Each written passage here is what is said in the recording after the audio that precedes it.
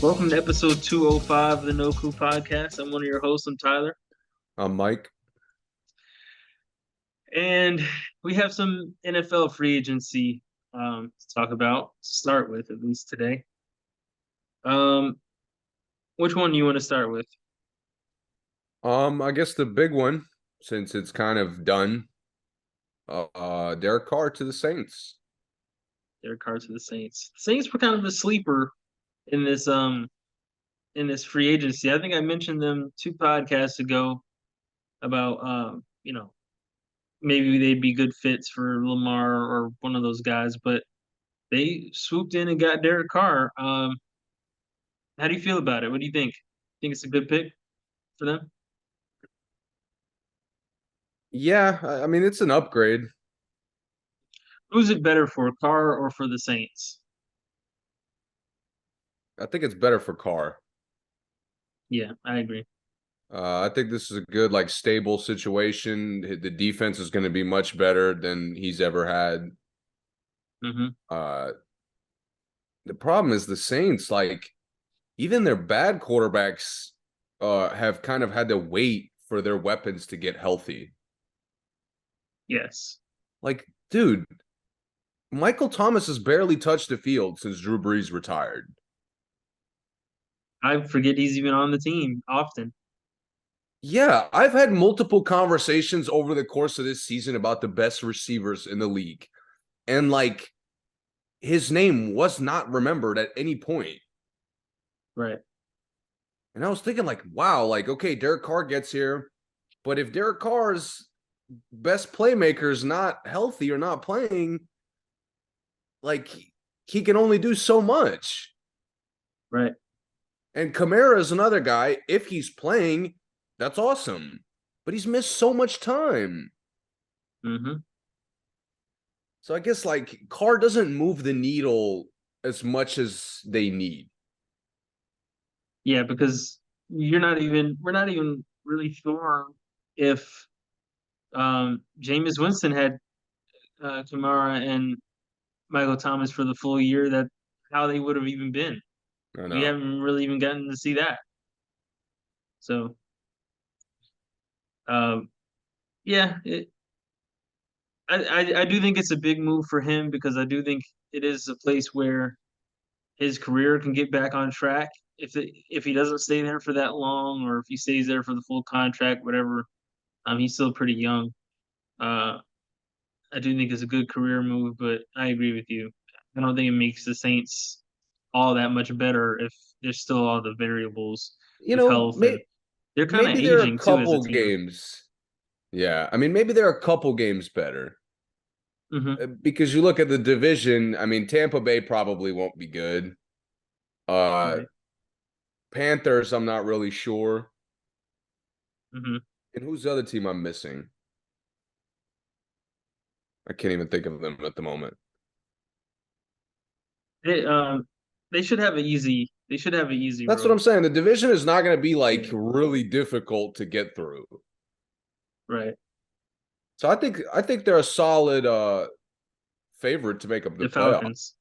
They have the Yeah. Falcons. Yeah, that's Yeah. essentially 2 wins if you're locked in, you know. Yeah. Depending on And if I'm they I'm make ex- any I'm moves or like not. slightly exaggerating because, NFL is not like the NBA. Like, the divisional games are very competitive, Yeah. but to me, Carr from the teams we just talked about is by far the best quarterback. Absolutely. So Absolutely. they should be the favorites, even if those guys aren't healthy. Hmm. Yeah. All right. Moving on. Um, we don't really have to talk about the Giants. They kept their two main pieces for their offense. The Ravens non-exclusive tag for Lamar Jackson. Yeah. It was kind of obvious that a tag was coming. Whether it was going to be exclusive or not was the big if.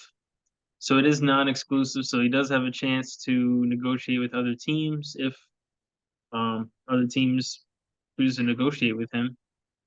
What do you think? This is weird. Why? Like it seems like a pretty reasonable move because I guess you are kind of letting the market dictate what he's going to be worth. Yeah. But that really makes me question where their difference was. Hmm.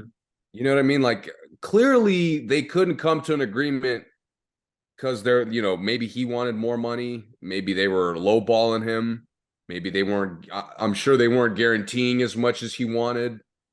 What it was. It was the guarantee. I mean, that's what I heard or read, that it was the guaranteed money that they couldn't uh, agree on. So The overall contract money they agreed on, but how much of it was guaranteed was what Lamar and the team couldn't agree on. And I'm just curious, like, do they think there's not a franchise that's going to come in and guarantee what he wants?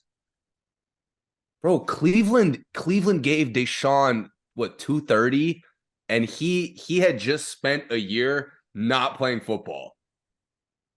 Yeah, The and year was going to spend the prior, next year not playing football. exactly. And Yeah, the year prior he got exposed for maybe he should have been playing more football than what he was actually doing. right. And they guaranteed the entire contract. Yeah, So to me, like this is just strange. It seems like a no-brainer that somebody's going to offer Lamar a crazy deal. do you think the Ravens will match it? No, I I don't don't think so think. either. I'm assuming I don't think. not, but then like I haven't really seen this situation too many times. Maybe that's why I'm thrown off by it. Yeah, I'm no, I'm with you. I read earlier that there's reports that like than more teams are saying that they're not going to pursue him, which isn't that big of a deal. I feel like the media is making a big deal out of that because there's really only like four teams that desperately need a quarterback. Right. Maybe like maybe six max. So like I wouldn't expect the other 25 teams to pursue him. So, I think the few teams that need a quarterback are definitely going to at least talk to him. Definitely. Um, but yeah, I don't think the Ravens match it. If they go over whatever the Ravens already offered him, I don't think the Ravens, I don't think they match it. I think they just take the picks, And it's weird especially to with me all that the he could. drama they're dealing with. Yeah, I mean it's weird that he could talk to teams like into the season. Yeah, during the season. What is that? Like, why would you even have a contract or I guess I mean like a contract situation that puts a player in that position? That's the NFL. Like they have the weird contracts, man. I don't understand that. It's like a restricted free agent for the whole year. Yeah, I like again franchise tags, like just the basic ones, I completely understand. But Yeah. this to me seems like there's like some kind of information we're not privy to yet. And I don't know this for a fact because I don't really I'm not privy to all the legislation of the NFL, but it seems like franchise tags help them more because they have such a longer time of like off season training, where like Hmm. you still have to kind of be with the team in the off season. So um, their free agency doesn't last like a full summer like the NBA, Yeah, whereas like there's 4 months after free agency before you even have to report to the team. These guys got to be with the team like a month from now, 2 months from now, at least kind of right. with the team, They start quick. Yeah. So OTAs, I believe, right? That's what they start. yeah, yeah. So I could see why you could negotiate into the season because of that, because you still got to be doing something up until then. And picking somebody up in the middle of the season that hasn't been with the football team at all is probably just dangerous for the player, actually. I know this just is setting up all these strange. scenarios that could play out. Yeah, it is. And I'm even more curious now how it turns out, honestly. Yeah, me too. Um, I know, I know. Like this has been said on TV already, but for those who are wondering, Miami, who is interested in Lamar, would have to include Tua in the trade for him because they don't have the picks to just take him off the franchise tag. They'd have to actually make a player for Yeah. player trade. So for those who are wondering about that, about Lamar going home, that And would be it the thing that do I have this right? If they don't match, do they get 2 picks for it? yeah, Okay. automatically. Yeah. Again, But maybe only maybe from this is teams that like have picks. oh, I mean, again, maybe this is the Because like Ravens trying to finesse and kind of leave some flexibility for their star quarterback who's clearly looking to leave. But to get picks. yeah, I guess so. Yeah, maybe. Yeah. And like I said, Miami doesn't have 2 picks, so Yeah. they would have to trade somebody. And you know, that could work. Ravens can do that. They can say they can do like a sign and trade basically like what the NBA would have a sign and trade. It would be like that. Hmm. Um, but yeah, they wouldn't be able to do the franchise tag that move like some of the other teams that do have 2 picks. Yeah. I don't know where Miami sent that pick to that they had.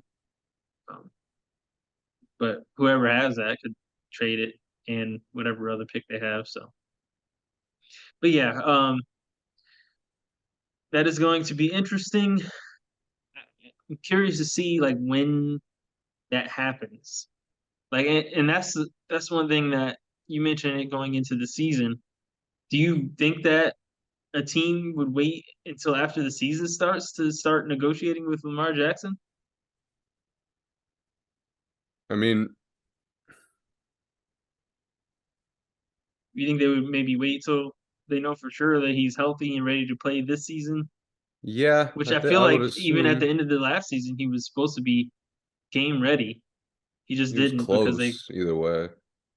yeah, yeah.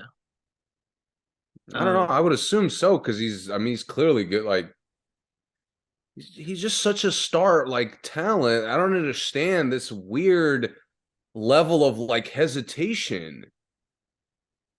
I don't either, man.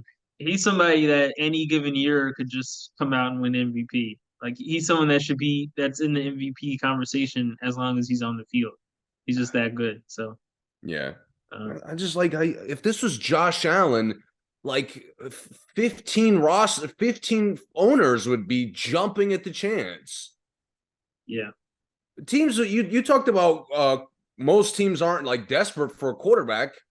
I'm desperate to get rid of a bum, which a lot of teams have, yeah. and no kind of like extra motivation to look at this at least. Especially for someone that's only like, what is he, 26? Yeah, bro, that's what I'm saying. We should have a report of like this team, that team, this team, like all these teams interested or all these teams rumored, and it's like Yeah, silence. yeah, Something's weird here. That's all I'm saying. I don't know what it is yeah. yet. I agree. I agree. Um, yeah, I definitely agree. I think that maybe I don't know. I don't want to I don't know. I don't know speculate how too much deep power those guys because have. you get into the conspiracies at that point, but I'm not with the conspiracies yet. I've heard a lot of them already. I'm I've not with heard it yet. some interesting theories also. Yeah. I think Lamar has more of a choice in this than probably most quarterbacks would. Like I think Aaron Rodgers probably has somewhat of a choice, but I think maybe I mean, obviously other than Mahomes, maybe Allen. I think that Burrow. maybe those two are the only other guys that I would say could choose where they wanted to go because they were that desirable. And I like to think that much about Lamar. I think if Lamar wants to go to one of those teams that needs a quarterback, he would just show up and say, you know, look, I want to play here. what y'all got. But that's how we feel in a perfect world. But Yeah. apparently, it's not the case. But at We'll least see. the it seems like he's on his way out of Baltimore, so I'll take that progress. Yeah, I agree with that. Yeah. Yep. Any other NFL right now? Did you see how many guys the Chiefs are cutting? Yeah, like half the roster. I mean It is the crazy. 6'8", who was it, or the linebacker, right? Frank Clark.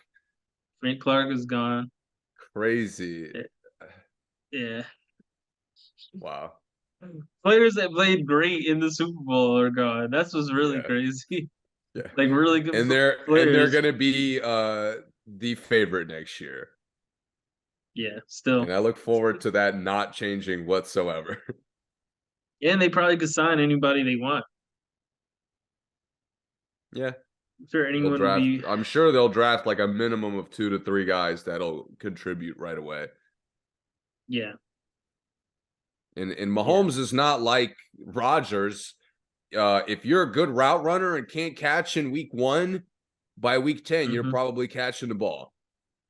Yeah, So I think they'll be yeah. completely fine. It's just funny.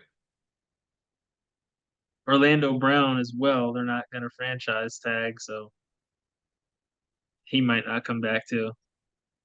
Which who played fantastic as well. So I've never seen a team more confident in just having two guys. That's all we need. We really don't need anyone else on the team Yep. as long as we keep our main two guys. And they're not cocky about like at all. Like that's a fact. Yeah, yeah, yep, yep. All right. Moving on to the association. Um, got to start with John Morant. John Morant. Mm, Uh, mm. everyone should know by now. I'm sure that he was seen in a nightclub in Glendale, Colorado, with a weapon, shirtless, about $80,000 worth of jewelry on him. Um, the league is investigating. The league and the I guess Denver police or Glendale police are Colorado investigating. police.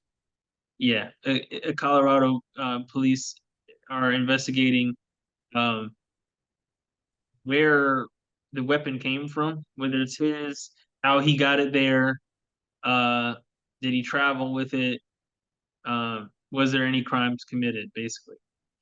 In the collective bargaining agreement that the league has with the players, if a player has a weapon, a gun specifically, um, during travel with the team on any team facility, any team, anything that's owned by the Memphis Grizzlies in this case, that it's a minimum of 50 games suspension. So if they find out that Ja brought the gun on the team plane to the Denver game, um, he'll get he'll likely get a suspension of 50 games. Um, so that's where we are with the investigation. They haven't found anything yet, but they are just trying to figure out how Ja got the gun there. Obviously, if someone else brought it, they probably shouldn't have been. I mean, they got away with traveling with it as well. So, whatever the situation is, it is odd. And did Ja take the gun after that to the next away game that they had after, which was, I believe, the Clippers? So, thoughts? Man.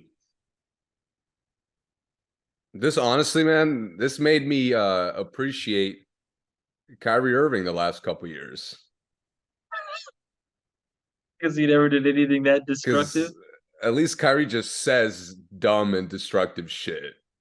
He Yeah, doesn't actually go out and do taking time off for visiting family and like like he was distraught over the DC events. That was a bit iffy. But outside of that, it's mostly just him saying nonsense. Yeah, taking the game off for the birthday party and It was being sick. seen at the Was party sick. doing the Yeah. electric slide was pretty bad. That was But it sick. definitely isn't this bad. I mean, yeah, it's nothing like this, but you can make it, at least it's like team destructive. Anyway, this this is just like so awful in every way. It is.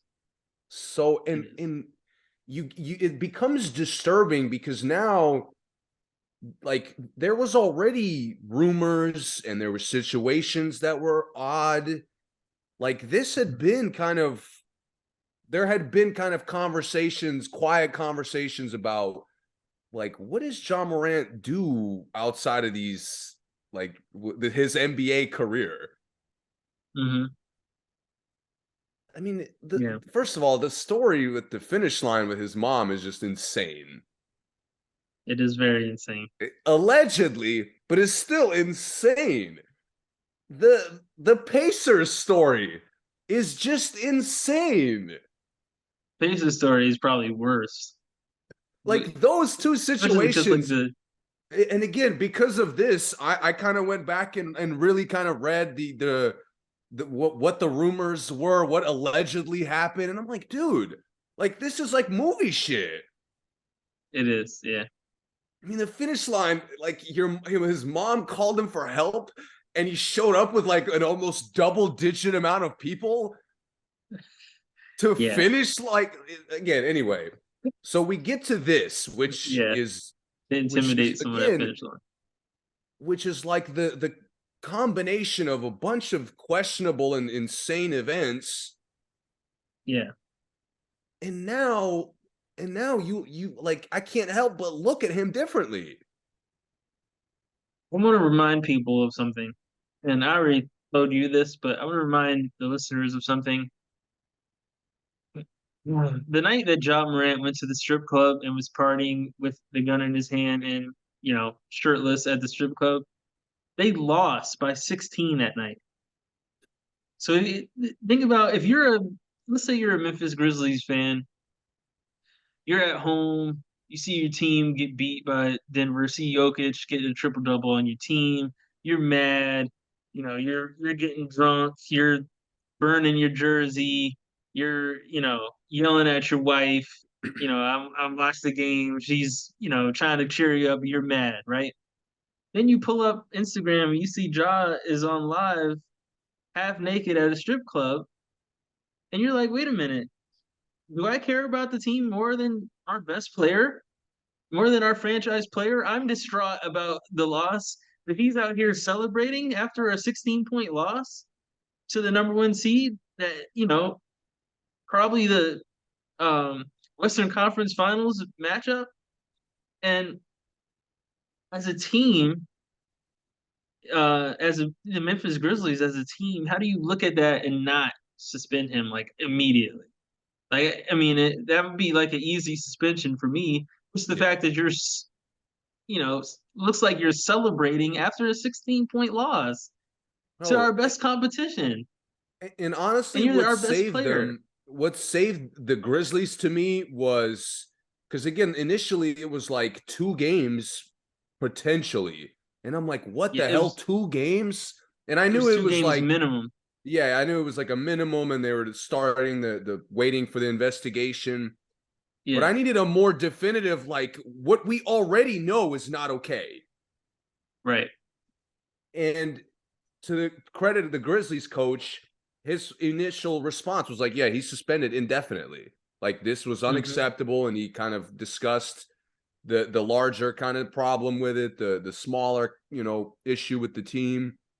And I was like, okay, I understand. Like clearly Memphis is taking it seriously and they're not just waiting to see how much trouble he gets into to figure out what to do. Yeah, But Ja, bro, how could you do something this stupid? I Honestly, don't and know. I'm again, let's just say for this crazy hypothetical, you live a street lifestyle based Uh-huh. off of how you grew up.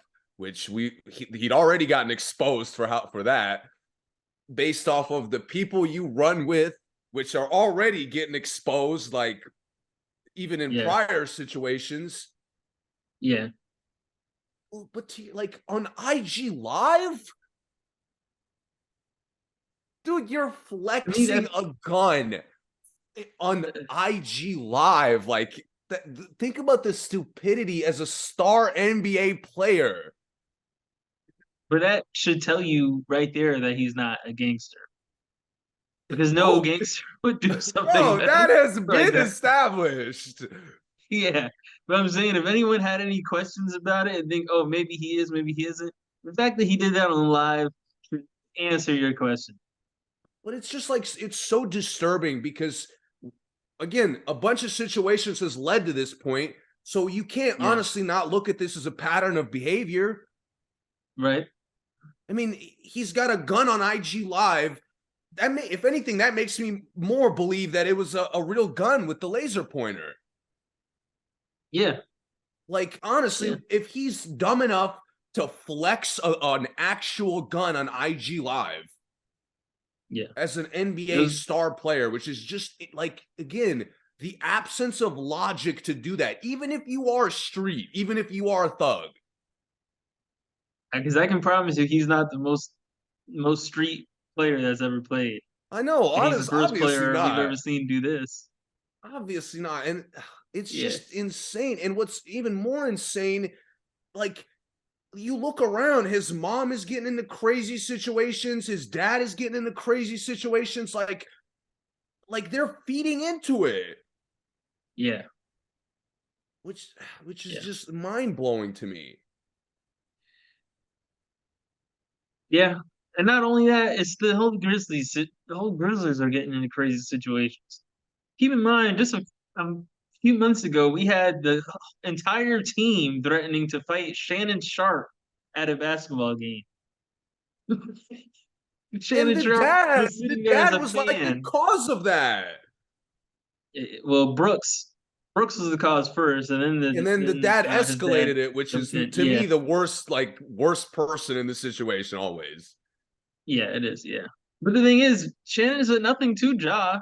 There was no problem with Ja, which makes it even Exactly. crazier that his father jumped into it. So, um, yeah, Bro, again, just the insanity of your mom gets into an issue with an finish line employee. Why is she calling you to pull up?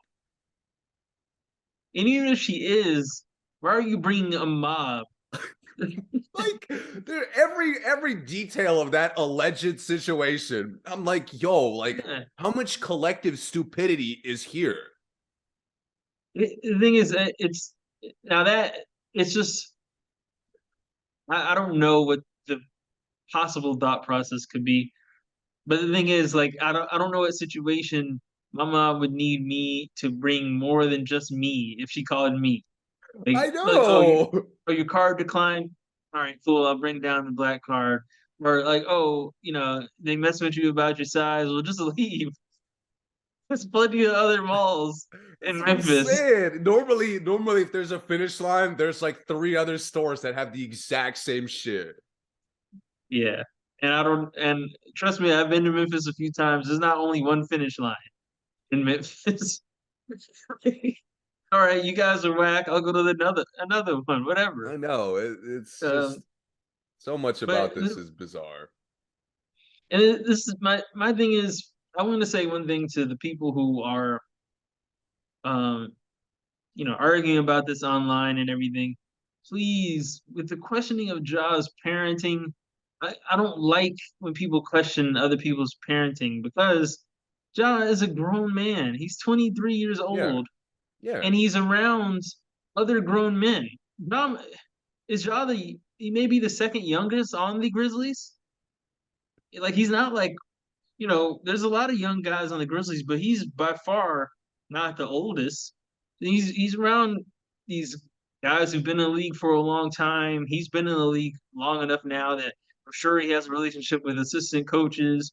All these people know him. He's around enough grown men now to not still be making decisions solely based off of his 100%. parenting, however good or bad it was.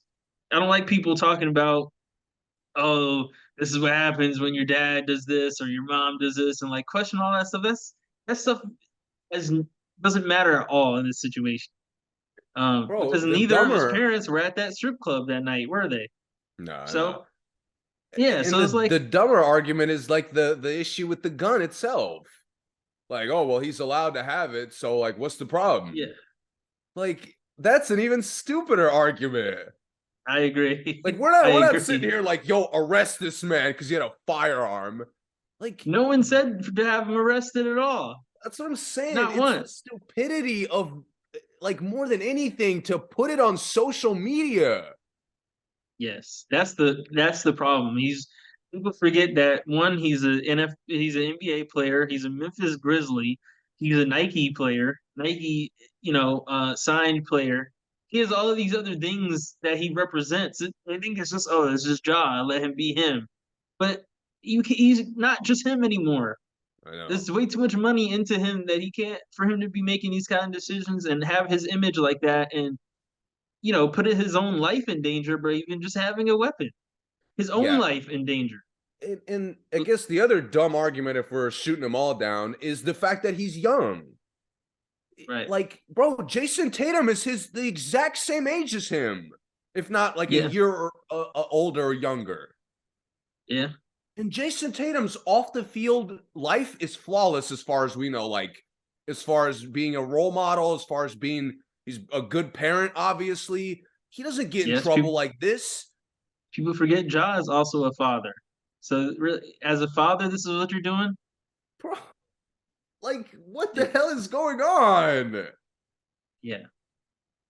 Right. There's plenty of young players who come in from like other difficult backgrounds, whether his is difficult or not. Like, Mhm. none of those things are an excuse to be this dumb. And Tatum's OG was Kyrie, and he's not even in this situation. Tatum came to the team, and Kyrie was like the Yeah. eldest on the team at the time. Like, you Oh, got guys. You got Steven Adams. He played with Danny Green. I think he played with Crowder maybe for 1 year. He played with enough guys. Like, he has enough tutelage to make the right decisions. Every decision yes. now is on him. It's not on all this other past stuff people are talking about. He has enough help to make good decisions. But you know, he's just not making good decisions. Like I said, as a And I father, feel this is horrible. not Yeah. what you want to be, huh? I feel horrible for the Grizzlies I because do too. last episode they were probably the second or third best team in the conference, and now they're not a contender Right. at all. And I know some of it is Clark being hurt, and obviously Ja's going to be out probably for the playoffs. But Maybe. the momentum is gone. And Brooks has to get suspended after every two technicals for the rest of the year. Now Brooks is your on-court leader, That's a disaster which because he's Jared gonna get Jackson attacked. obviously won't be. How if you had to bet all your money on whether Dylan Brooks will get two techs in a playoff series or not, which way are you betting? If I win like a good amount, I'm probably betting that he gets it. Exactly. Like, Yeah. honestly, I mean, it's just crazy. Like, Steven Adams was calling the meeting before, like that just got exposed after this whole situation blew up. Yeah. Like, the momentum this team had is gone. Yeah. The focus that people thought they had is gone. I thought Yep. they had that. I mean, they come out without John, look elite all the time. They do. Yeah. But now, I mean, even if they play well, it doesn't. They're not going into anywhere in the playoffs, No, they don't have enough. No. And then especially even without if they Clark, did, which I think like is you a said, big loss. yeah, Clark's a huge loss. And even like you said, even if they had, I mean, even if they we're playing good enough. It's the momentum has just been crushed, and it's just like it's just too many distractions now. It's too many variables. Um, it's going to be really, really, really tough. I'd be surprised. I mean, I'd be shocked if Ja is out for the season if they make it through the first round. You know, Imagine and like imagine you come in and you win a playoff game and the first like really first topic they press you about is what's Ja been up to. right Like that's just sick. back to Ja real quick. If I was Ja and I did bring the gun on the plane, I would go ahead and just tell him. I'd take the 50 games right now. Get out ahead of it. Yeah, because now, I mean, at least you missed the rest of this season, and then you only miss like a quarter of next season, opposed to missing half of next season. Like if you let this wait out, you don't tell the truth up until like maybe closer to the end of the season, then you miss like a full half of the season next year. I'd rather miss the rest of these games in a quarter of the season and just, it is what Dude, it if is. Colorado police comes out and we get like way more details than we've gotten, Yeah, his reputation is destroyed. it's definitely hurt. I mean, Nike's Definitely in dropping bad him on shape. the spot, I'm sure, if especially if he gets suspended for the extended time. I'm surprised Nike didn't drop him already, to be honest. But the Nike statement that they released, I thought was weak. But they seem to be backing him because they have so much in stock with him. But um, yeah, man. I mean, I don't know how much more details it could be, I hope not many. but Jesus. yeah, yeah. Or I don't know, man. I don't know what to say about it. I I mean, I don't know hope what else to he say about it. I hope he takes his future seriously enough to learn quick because you don't get a second mistake in situations like this. Kind of, it's getting bad at this point. So he really does need to fix it or get ahead of it, like you said. Because really, there's no sense in waiting around for the consequences to come if they're And going to and be it that much worse. like you can't I mean, I hope Ja again values his future enough to not want to be defined by this. Yeah, I And agree. right now, I again, it's looking like that, and that's just awful. Yeah, yep. All right. Moving on. We mentioned some teams we wanted to talk about. Which ones did we say?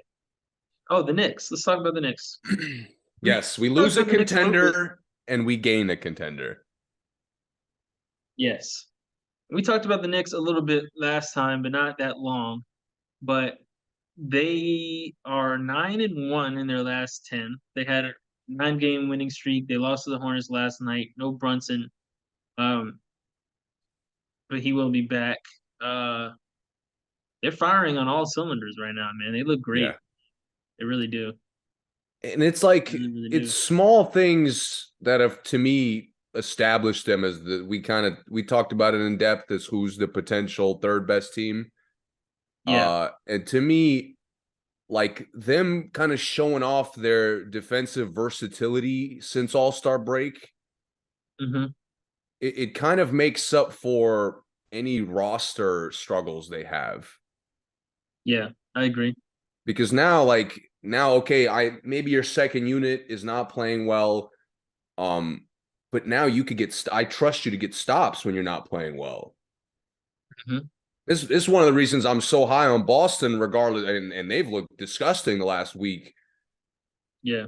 But they're like the elite team's ability to just clamp down. And you know what? If we're struggling, you're going to struggle too. And it's going to be a close game regardless. Yeah. That's now I know that the series will probably come down to close games. Hmm. And there's not many guys I trust in close games this year more than Randall and Brunson. Yep. I mean, And before now Brunson you have got to throw hurt, quickly in there too. and See quickly some makes things. their bench dynamic, which is like one of the other small things you can improve to be a contender. Right. But to me, like before Brunson got hurt, he like surgically made Spoelstra look bad. Yeah. And Spoelstra, to his credit, is nothing like bum ass Doc Stray, my bad. But Hmm. Spoelstra tried like a variety of ways to stop Brunson, Hmm. and nothing. Like no matter what, Brunson got exactly what he wanted. Yeah. I mean, you look around the league. That's been. I mean, even last year, that was the issue. Even with the Jazz. Exactly. Uh, the Jazz and Phoenix too. Phoenix. Yeah, and Phoenix. Yeah. They just Brunson just finds a way. He doesn't settle for anything. Yes. And He gets again, what he like wants and doesn't wait for the defense to give him anything. the blueprint, the Knicks are doing everything we've talked about teams needing to do to contend. Hmm. I mean, Randall is cooked down the stretch of games. Randall is cooking elite defenders. Randall looks like the most unguardable player in the league right Bro, now, like and again, legitimately. a year or two ago, if Jimmy Butler's checking him, Randall is taking a jump shot. I know it.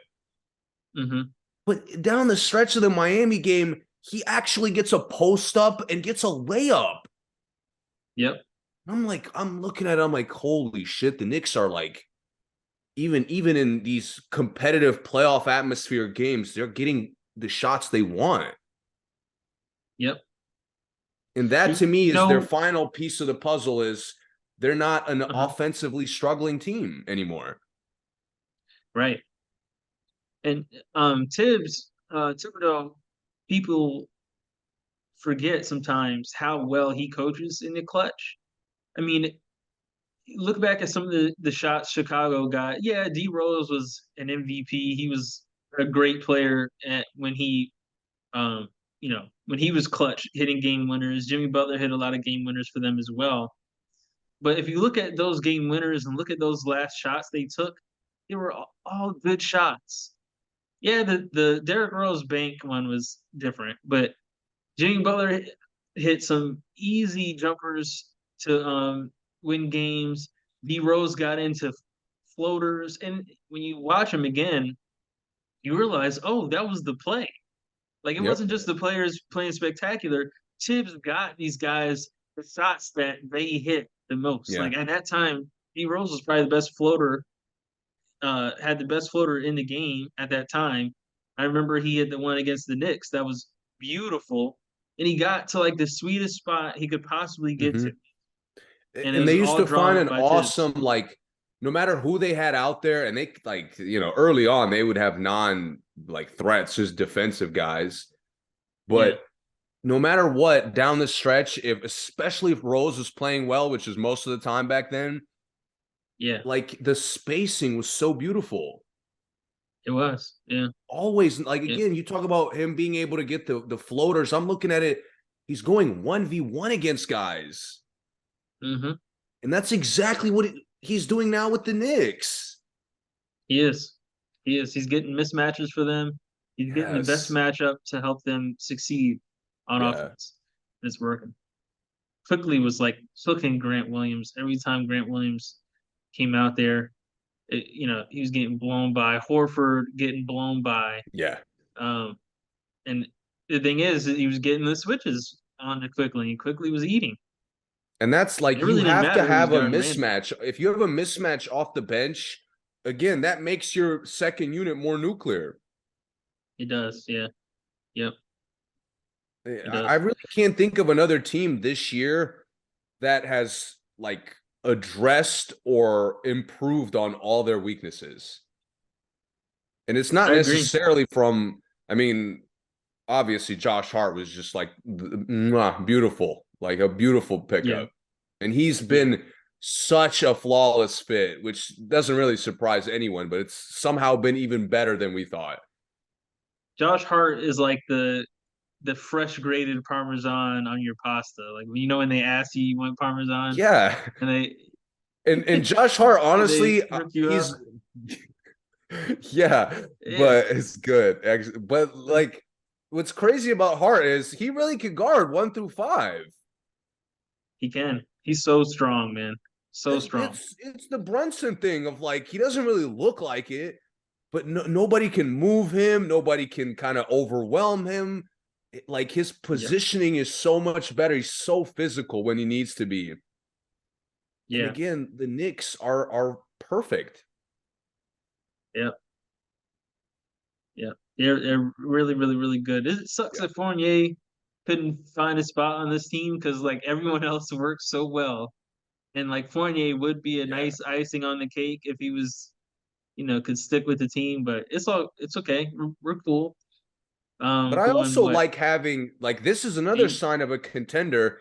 If your worst case scenario, you're struggling against like Philly, for example, and you're down 2-0 in 2 blowouts, you have like guys that you could at least try, Yeah, he does. right? Like Quint, if you're down 2-0 to Philly and Quentin Grimes has just been getting abused, you could at least try Yeah, Fournier at that point, rather than just keep yeah, throwing Grimes out there to keep getting cooked.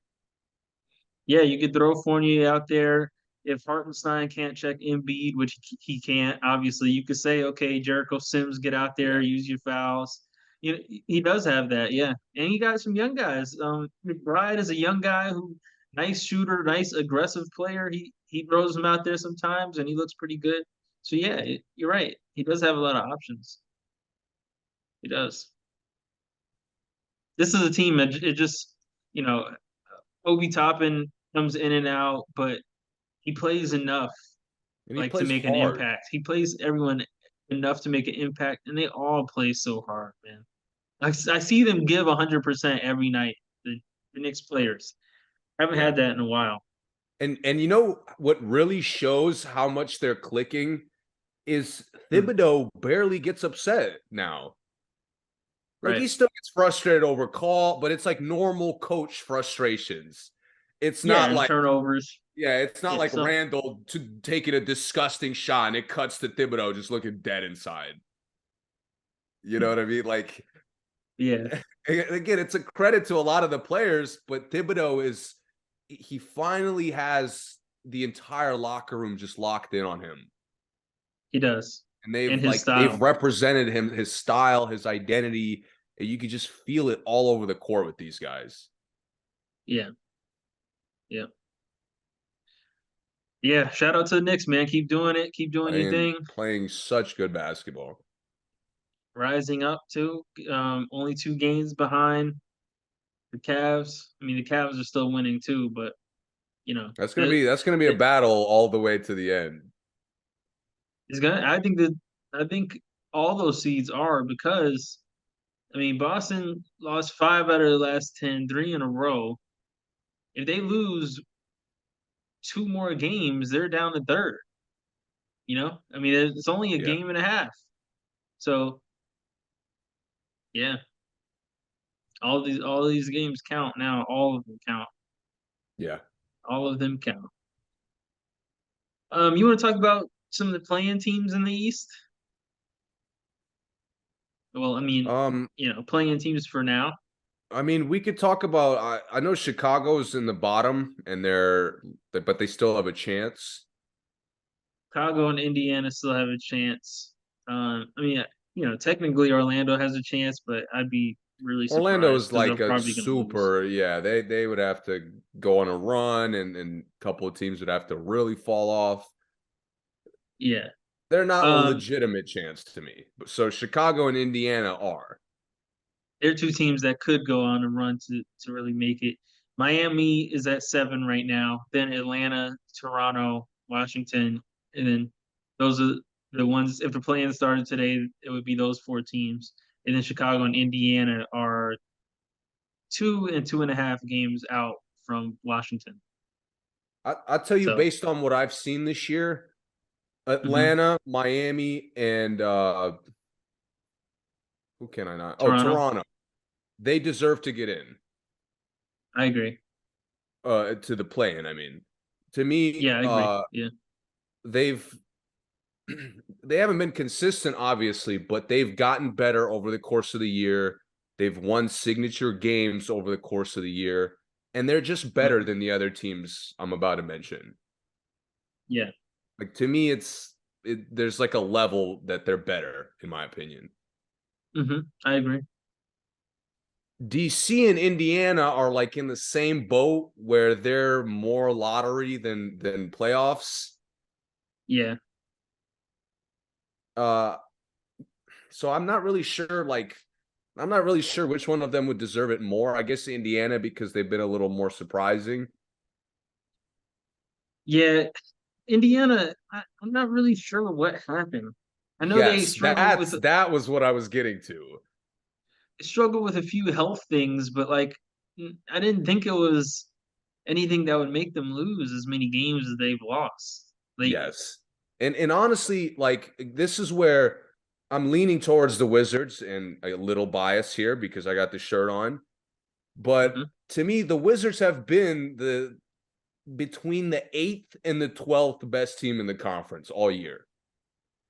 Yeah, Meanwhile, Indiana was like the 4th best team the first 2 months of the season.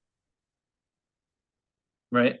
And they have fallen off so quickly. I don't know where I missed the losing streak they clearly had. Yeah, it's just I feel like it's just been like a You really steady think like there three to had to one. have been 5 to 10 losses in a row somewhere? Uh, I feel like it's been like three losses to one win, three losses to one win kind of thing, I mean, or that's two almost losses, one worse. win. That's almost worse because then you're just really like you're just bad Yeah, at that point, which means your early season run was a complete fluke. they're And 3-7 in their last 10. to me, like the last like month, they haven't been horrible from what I've seen. But No, I'm like sorry, they're 4-6. 4-6. Indiana's But four and going six. into All-Star break, I had already noticed like Indiana was 4th, 5th like a month and a half ago, and now they're like at the bottom outside of the play-in, Yeah, which is just insane. Uh, but I think Indiana puts up more of a fight than the Wizards do if they somehow find a way to actually get a playoff spot. I I would agree. I think their depth is nice. They're very Um, explosive to scoring. they are explosive. Yeah, yeah, and I think they can just play a lot of different kinds of games. They probably have the best coach that isn't in the playoffs. So they definitely have the most probably are more competitive than Washington right now. Yeah, In Washington, you just never know who's going to be hurt. You never know who's going to step up. They're like, as far as what each player does for them every night, they're so inconsistent. I don't know if random. that's a coaching thing or it's like, oh, look, Stafford led them in scoring tonight. Oh, next game it'll be Porzingis. Next game it's Beal. Next game it's Kuzma. And like that, just very few teams that are like really good have that much of a back and forth with who's leading them. So The problem with the Wizards is they don't have a clear-cut best player, and it's so like obviously shows because normally you look at like best players and their second best player. Chris yeah, Middleton could put up 50, 15, and 12 tomorrow, and nobody would be like, oh, he's like on Giannis's level, or right, And I don't even have to get that deep. Like Bam could put up 40, 10, and 10, and nobody thinks he's like the best player over Jimmy Butler, even though he might be. right. Kuzma could put up 30 and a couple assists, a couple rebounds, and it looks like he's hmm better than Bradley Beal And Porzingis, and Porzingis. And Porzingis could do the same thing and look better than both of them. And to me, right, Kuzma and Porzingis has been hurt and he's not really like a star big man. right. Kuzma's a fucking role player. Brad, Yeah, Brad, where are you? How you the led the fuck are league in we in a scoring. 3-man best player race when you're supposed to be the premier shooting guard of the league? You led the league in scoring 2 years ago. A year last year, but the year before, I'm pretty sure, right? His So, my point is Kuzma, I expect to be inconsistent. mhm, Porzingis, same thing. The young ass role players they throw out, same thing. The young ass coach who doesn't seem like he has any clue what to do, same thing. yeah, Brad, you're the fucking leader. You've been here the longest. mhm, If this team is gonna succeed, it has to be through you. yeah, And he can't even be better than Kyle Kuzma on a nightly basis. right. Like you paid DC, we paid a quarter of a bill for that. Yeah, I mean, and To put all your to trust to into him. to fittingly be the ninth or 10th seed in the fucking conference. Yeah, and you traded basically every other player you had that would be close to being That had your upside. star. Yeah, like every other star you've had, you've traded. So it was like you were really buying all into Bradley Beal, and now, he's not really producing like, you know. So yeah, I mean, I don't know. The thing about Chicago too, being in that mix is they've won against the really good teams, and then they get beat by all these other teams that shouldn't be beating them at all. You know, Chicago sucks to me. they do. They're a disaster. The construction of the team just isn't there. No. And I mean, we've talked about it enough on here. I'm not gonna deep dive again how I feel about it, but I think there's one clear, easy move that you make, and then you go from there. But I don't think they're willing to do it for some reason, some odd reason. But it is If what it if is.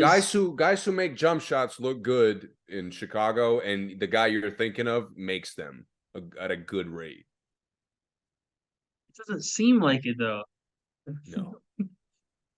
I don't know. I still think his stats are patterned, man. Because I'll be watching it, and it's like, He bro, when are you really gonna? anytime his double digit rebounding games should all be studied under a microscope I agree. because he's never on the offensive glass. I could tell you that. Never. Never. He's really not crashing on the defensive glass because he's normally helping and not doing shit there. Yeah. Which Chicago is like, they play ass backwards. Their guards give like 150% effort playing defense, all for them to send the fucking guy to a big man who can't protect the rim. Yep. And Like who just doesn't protect the rim. it's And like then you're copying Utah's formula with Gobert and Donovan, but your two kind of star players don't have the level Donovan has. right. Uh and you don't actually have a rim protector. Yeah. And then they use. I've dogged Patrick Williams on Twitter a lot, so I'm not gonna go too deep into him. But they use Patrick Williams as this like I don't even really know what position he plays. Patrick Williams by far has the worst minus on the team, by the way. I'm not even looking at it, and I know this because I have looked at it before. It's like not even remotely close. Who has the worst plus minus on the team, and it's Patrick Williams. He is the only guy who plays that stands out like a sore thumb. Exactly. I The just don't only know why guy. he keeps playing. And that's the guy you didn't want to trade for Jeremy Grant. You didn't want to let him go last summer. Now he's on the team, and I love Billy Donovan as a coach. I think he's a good coach, but I feel like I don't know how to use him. Billy doesn't know how to use him. The team doesn't know how to play with him, and it's just not working. Of all the players who really don't fit at all, it's their front court players. And Drummond comes in there and looks great for like 4 minutes, but then you have to put the other guy in there. So it's like I don't know. Their construction of their team is bad. I don't think it's DeRozan and Levine's as a combo. I think that can work.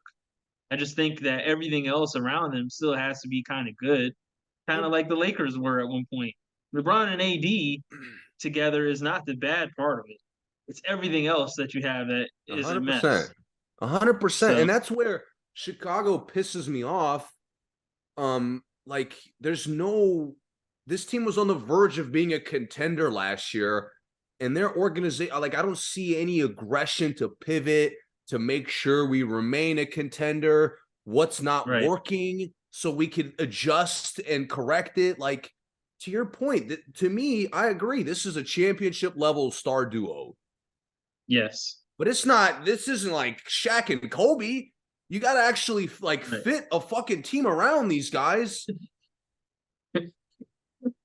You know what I mean? And Yeah. it's like if Yeah. DeRozan destroys teams with jumpers, if Levine destroys teams with jumpers, you didn't want to add some Yeah. guys who could get fucking layups? Right. Or you have someone who destroys guys with their both those guys destroys mismatches with their athleticism, and you don't Yeah. have a really good screener. Not I mean, the really. I more, mean, it's like honestly, the more I think of them initially getting Vucevic, I should have been more negative about it to begin with. he plays a lot more outside than he did in Orlando. And he was Orlando, he was a little I bit didn't more watch outside. Orlando as much as Chicago, but he was outside all the time there too. I just mean, like to me, when I watched Chicago, I questioned if he's even a big man when they're playing. But I knew he was a big Just man in another Orlando.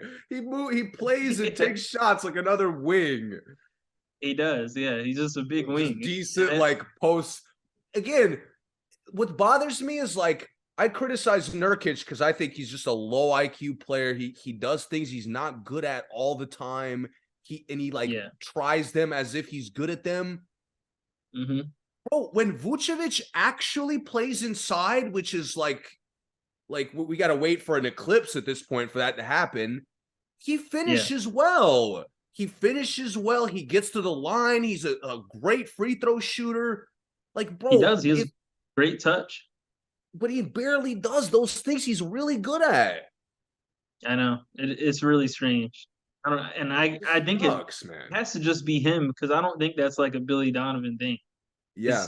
Because I since mean, Billy's been honestly, coaching, he's never done that. no, it's because he fucking screens and pops out 95% of the time.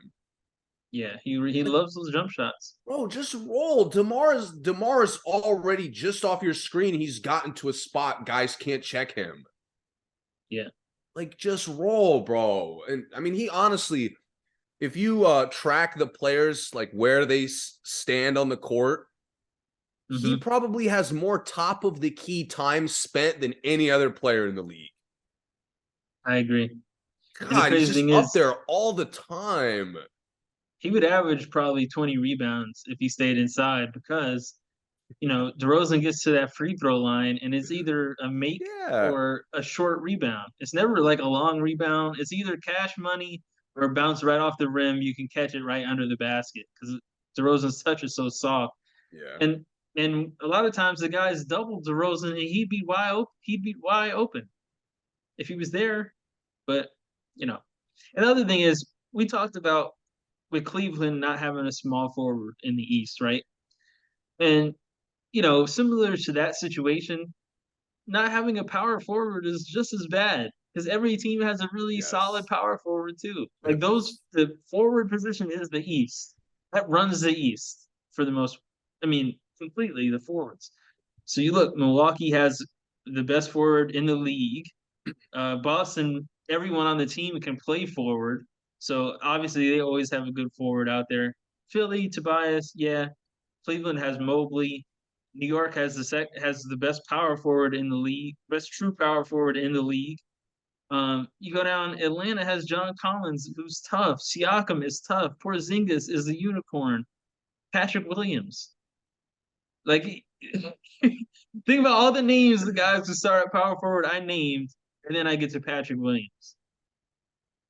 Like, And I don't know who plays power forward for the Nets anymore because everybody on the team is a forward, but they're all better than Patrick Williams.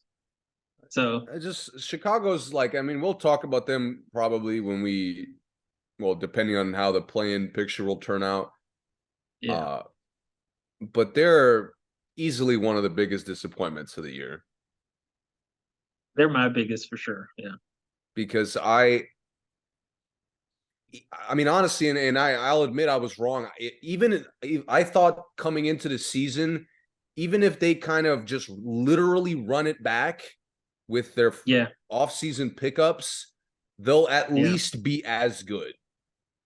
Hmm. And I was wrong. They regressed significantly.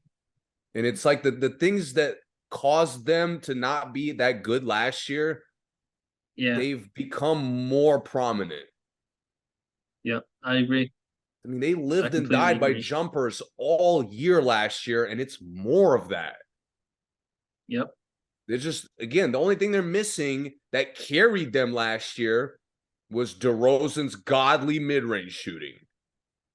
yep, This year, he's shooting them like maybe like a king, not a god. yeah.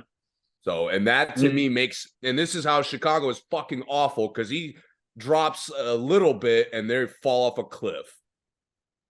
yeah, and the thing is that has its own variables. Well, where maybe he's not as open as he was last year. Maybe the teams know they don't have to check Vucevic and Patrick Williams once they're outside of the paint. Really, if you're gonna live, if I'm willing to let you, I'm willing to live by Vucevic taking all those jump shots if I'm another team. So I'd rather 1000%. double DeRozan. Go ahead, take it out if you want. He can Yep. have that. And then a lot of times they'll put guards on Vucevic because they don't even need a big man on him. He's the only guy who can hit like four in a row and guys still don't close out hard on him. Right.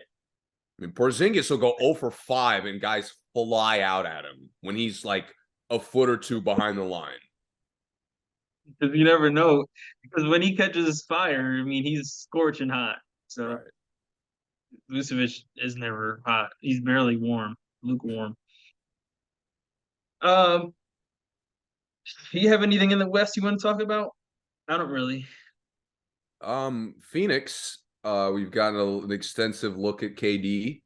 Uh, the Yeah, Dallas game was very interesting. it's a good game. I mean, they kind of reinforced what we said about them, but they look hard to check.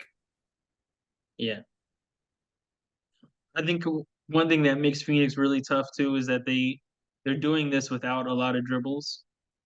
Um, uh, Booker and KD are just getting back, getting buckets, getting good shots without really taking any dribbles, Yeah, and that's huge because you never want having a dribble and having a go one on one ISO to be your go to. You want to fall back on the ISO. You want that to be the breakdown. hmm It's something that the Celtics specifically have not been doing well lately. Their breakdowns are running plays instead of the other way around. In Phoenix, they run plays, they get shots, get catch and shoot shots, and then okay, if we can't get the catch and shoot shot, then we go into ISO, and that's fine. So that does make them really dangerous. Um, they'll be dangerous against any team that doesn't also do that, like the Warriors, like Denver. Those teams yeah. who also get really those kind of I'm shots. curious if they find a consistent fifth starter for the playoffs. I Uh, think Okogie is probably it. Kobe, but the problem is like Wainwright seems like he's a little more trustworthy to hit shots. Yeah, And they my do thing go to is, him it's down really the not a stretch. starter. It's really who's your definitive down the stretch fifth player. Yeah, they are going to get more. They are going to need to get more definitive with that. I'm surprised T.J. Warren doesn't get more minutes. Um, they haven't figured out how to use Terrence Ross yet, and we kind of knew that. Um, I don't think we ever talked about it, but I mentioned to you off mic. It just if there was one team that I knew Terrence Ross was not going to be able to really be Terrence Ross, it was going to be on Phoenix. Like he's not going to get a lot of dunks. He's not going to get a lot of threes. He's not going to do the stuff that he does best, which is dunks and threes. He's not a dribbling guy. He's not a playmaker. He's not that great of a cutter. So um, I think he'll probably fall out of the rotation by the end of the year. To be honest with you, um, I could see it. Torrey Craig is still going to be there. Um, Yeah, I think my biggest thing is I don't know why TJ Warren doesn't play more for them. Because he seems like the guy that would fit, especially he's already been, on Phoenix for a long time, but he seems like the guy that would fit that with them. It's just iffy. It's iffy because he missed so much time. I feel like He did, yeah. he just missed a crazy amount of time, and I mean, he when he plays, he seems kind of back to about what he was. He's not quite as like athletic, but still could get the Yeah, same mid-range shots. He's still got good range. He's got good size. yeah. Uh, so maybe I wonder, maybe if they are kind of saving him for the playoffs, that could be it. Mm-hmm. Mm-hmm. Uh, my I guess one question with Phoenix besides the last down the stretch guy is again, if you're just gonna live and die by KD and D Book's individual greatness, Mm-hmm. Denver will send you home. Yeah. Golden State will send you home. Yeah. Because if you're gonna just take jump shots, you're not gonna out jump shot either of those teams. Yeah, because the quality of shots is going to be way better for Denver and Golden State. Yeah. And they got the size to match up with those Exactly. guys. Exactly. And again, it's I don't understand. Aiton is right there. Like Mm-hmm. he's open. He's the amount of times in the Dallas game we didn't even look at Aiton. We took a contested midi and we made it because D Book is awesome at that. KD's awesome at that. Like it's weird to me. Like yo, Aiton took like 6 shots. Yeah. He looked at the rim like 8 times total. Yeah. I mean, he gets the clutch tap in. Like y'all didn't notice that y'all took such high degree of difficulty shots he couldn't rebound anything. Right. It's just if they're not going to Yeah. have some level of inside out play, they're not the runaway best team in the conference. I agree. And the thing is, Aiton is like a high reward, super low risk guy.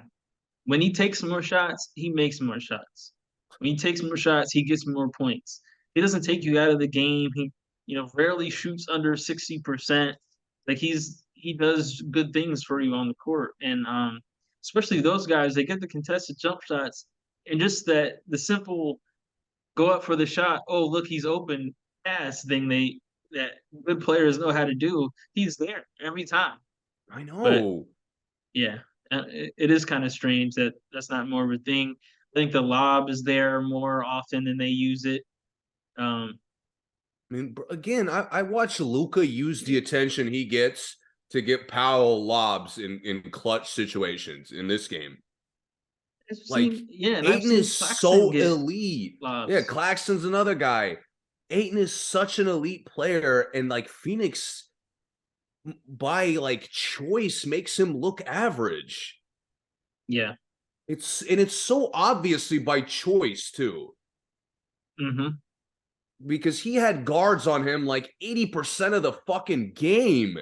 And guys were not Yeah. even including CP, wouldn't even look his way. Yeah. It is So strange. I'm curious how their chemistry will progress to the playoffs.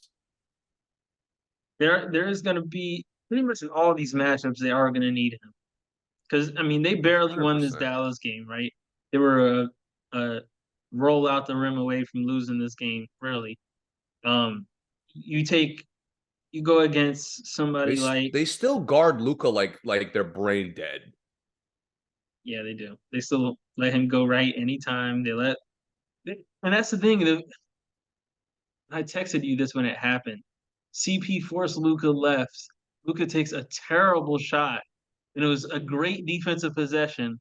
Then next time down, I don't know why they don't notice this, but next time down, Jason Kidd calls a full overload. There's literally no one on the right side of the court at all, except for Luca and CP, and they just let it happen. And to me, people watching, that should tell you how reliant Luca is on going right. The fact that he goes left, takes one bad shot, next play, never going on that side of the court. I That know. four players on that side of the court is eight players total on that side of the court. I'm not even looking over there. I just And then he got a bucket. again, and this is like a prime example of he's not shooting the ball well. So if Hmm. he's got two moves, I know I probably can't stop. I Hmm. probably can't stop him from getting to the right. I probably can't stop his left step back. Right. Why are we, if we're going to pick one option to stop, why are we giving him the better option? He's not Right. shooting the ball well, Monty. Force the goddamn jumper. Nah, Uh, fucking drive right, bully ball. Like, who's the dude who bounced off of him when he missed the layup? Was uh, it Wainwright? I'm pretty sure it was Wainwright. it might have been Wainwright. Yeah. And Yeah. Wainwright looks like he lives in the weight room. He does. Yeah. He It played in looks the like he has the NFL. biggest shoulders, right? He has the biggest shoulders in Phoenix, including Aiton. And Luca bounced him off like nothing. He was on the Bills roster before Phoenix picked him up. The And Buffalo Luca Bills. bounced him off like he Yeah, wasn't there. exactly. So it's not even like when you let Luca go right, he's so unstoppable. He has NFL strength going right, practically. He does. Because He to your does. point, CP forced him left, and he's fucking tiny, and he takes a drifting like runner. And it was terrible. Monty, look at the film. I just don't understand why I'm the only one on the planet who sees this on in the But game it's other just than like me and you. I feel It's like like, other teams at least have players who try. yeah. I saw Cleveland Phoenix, try. Cleveland does a good job. Phoenix lets him. I saw Philly try, Yeah, they did. Yeah. and Philly's dumb.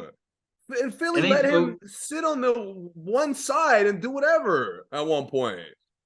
yeah, and they know that because when Ben was the first one to do it to force him left, and it looked amazing. So they know it works. They just don't have anyone like Ben now to still do it. I But really, again, you letting Kyrie do whatever. Okay, Kyrie, sometimes he's that good. He'll just do whatever. But yeah, Luka's Kyrie, you not gotta just let shooting the him do whatever, ball basically. well, and you let him put up 35. Yeah, and almost seal the, almost Almost win the seal the game game. with a bunny, Yeah, which yep. he's not missing in the fucking playoff. In the playoffs, Wainwright He will probably would have fly tried to off of dunk him it. the same way. Luka finishes, and then he looks at Devin Booker like, "What you got to say now?" Yeah, exactly. Like that meme of him leaning down, looking at him like, "Yo, what's up?" Yeah, yeah. That I'm sure that lives in Booker's mind rent free. That picture. A hundred That's one of the percent, greatest photos in basketball history, by the way. 100%. Yeah, That's like a historic trash talk moment. it is. Yeah, it absolutely is. Absolutely is. Um, I think that's good for today. Um, I eh, forgot you mentioned the guy. Grant Williams is really wag. Really why? wag. I'm gonna make Oh, them both. for choking. Yeah, You that was don't, bro. bad. You're a role player. You don't say that. I'm gonna make them The first both. one was just short. I understand. The second one was a brick. I don't care, bro. You're a fucking role player. You should never say I'm gonna fucking do this. Okay, Grant. You're not. If it's not a corner kick out, I don't want to hear I'll make it. And you were just DNP'd 2 games ago. Like Yeah, it's bro. Muscala yeah, came in and took your fucking minutes, and he sucks. yeah, And it's not like he looks good out there. Like he still sucks. right. He got baptized in OT. Who dunks on somebody in OT, by the way? Like that's when you're Donovan supposed is to do different. careful, easy things. Scala goes up and gets banged on, posterized, Oh, and dude. I could go on that like a was a whole podcast episode of how elite Donovan is.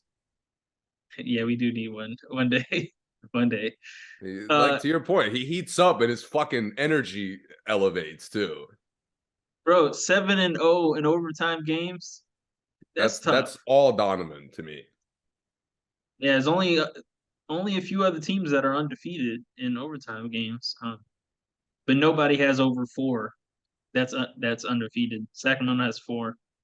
No one else. Speaking of, we're about to get out of here anyway. I did get a chance to see Sacramento.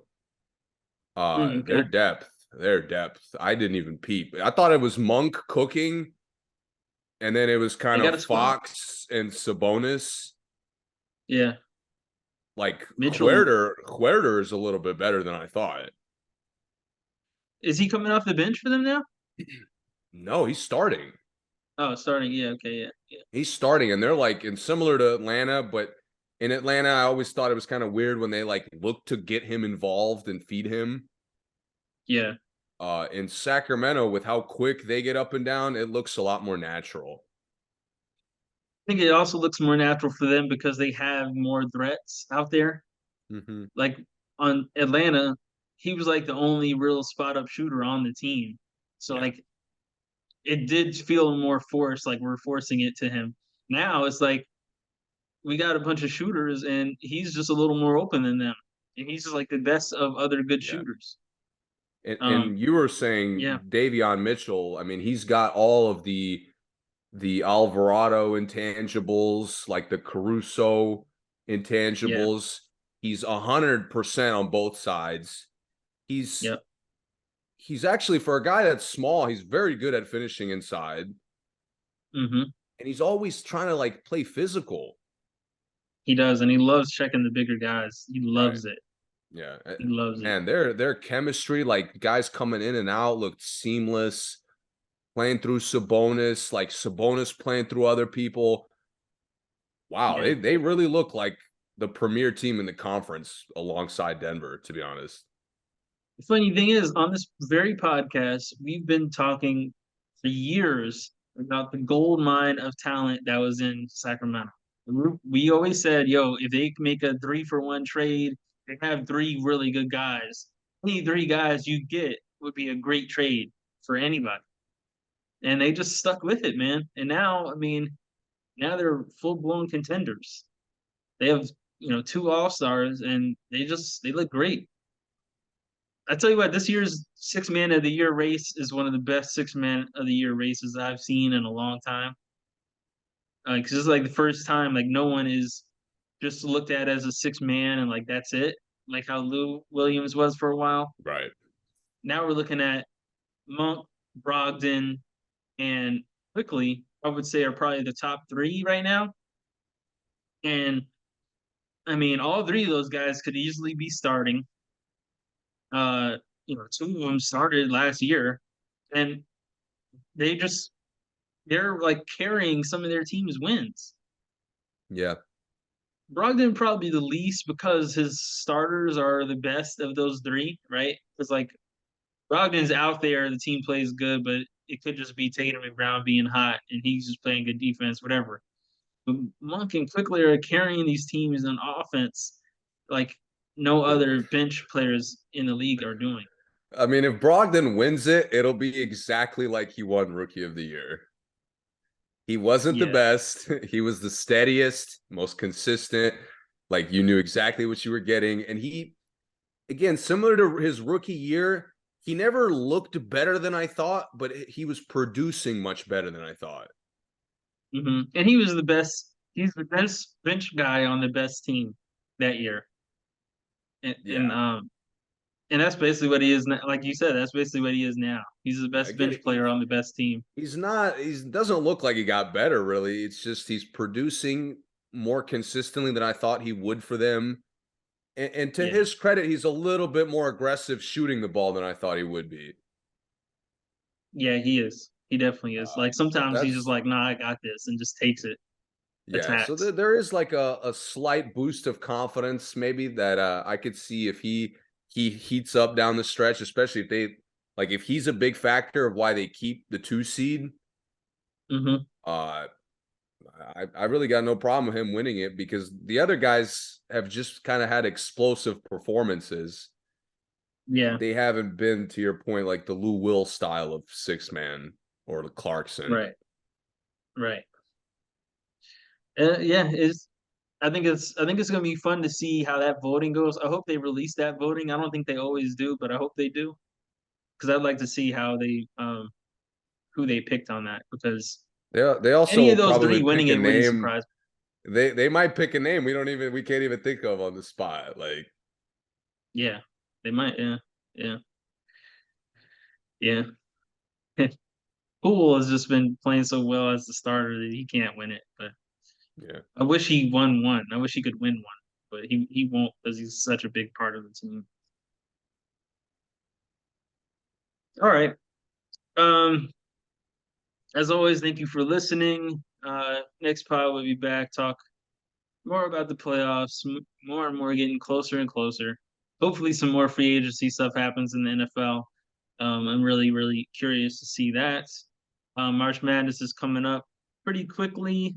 It's been kind of a weird year for college basketball because a lot of the teams that are normally favorites have been kind of trash this year.